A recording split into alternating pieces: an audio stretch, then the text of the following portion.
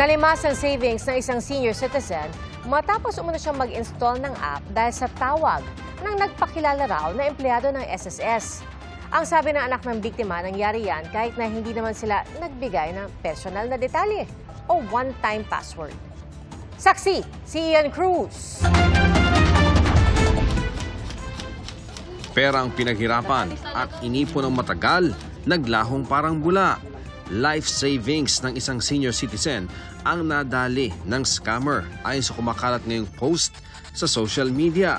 Base sa idinitalye ng anak ng biktima, alas 11 ng umaga nitong Huwebes nang tumawag sa kanyang ama ang nagpakilala raw na empleyado ng SSS. Sinabi raw ng babae na may update ang SSS app at hindi na kailangan pumila sa branch para makakuha ng PRN o Payment Reference Number na nagkataong kailangan noon ng kanyang ama. Ipinadala raw sa email ng kanyang ama ang link para ma-download ang app na kailangang i-install. Bandang tanghali, hindi raw ma-contact nang nag-post ang kanyang ama kaya pinuntahan niya ito. Hindi pa raw natapos ma-install ang app kahit noong pasado 1:00 na ng hapon. Dito na raw siya nagduda na baka raw scam ito. Sinubukan daw niyang i-turn off o reset ang cellphone ng ama pero ayaw. Ni hindi raw makapag-screenshot at hindi gumagana ang mga pinipindot nila. Natigil lang daw ang app installation nang alisin niya ang SIM. At nang i-check ang mga bank account, nalimas na pala ang pera ng ama kahit wala naman daw silang ibinigay na personal na detalye o kahit OTP o yung one-time password. Inalis nila sa phone ng app installer. Inireport sa mga bangko ang mga transaksyon, pinablock ang mga card at nagpalit ng passwords at PIN. Ang Social Security System nagpaalala na hindi tumatawag o nagpapadala ng mensahe ang SSS para mag-alok ng espesyal na pribilehyo kapalit ng pag-update ng My SSS o SSS mobile app.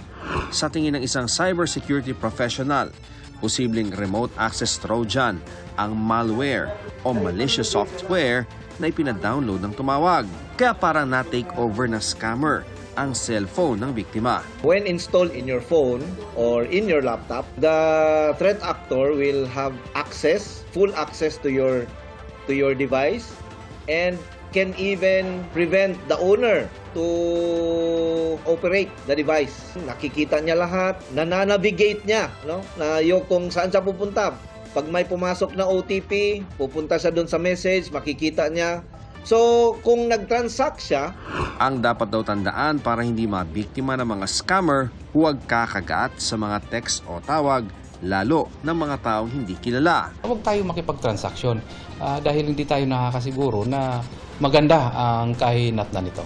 Ang PNP Anti-Cybercrime Group umaasang lalapit sa kanilang tanggapan ng biktima para matulungan nila. Sana matingnan namin, makausap yung biktima para malaman talaga natin kung ano yun. Para sa GMA Integrated News, ako si Ian Cruz, ang inyong saksi. Mga kapuso, maging una sa saksi. Mag-subscribe sa GMA Integrated News sa YouTube para sa iba't ibang balita.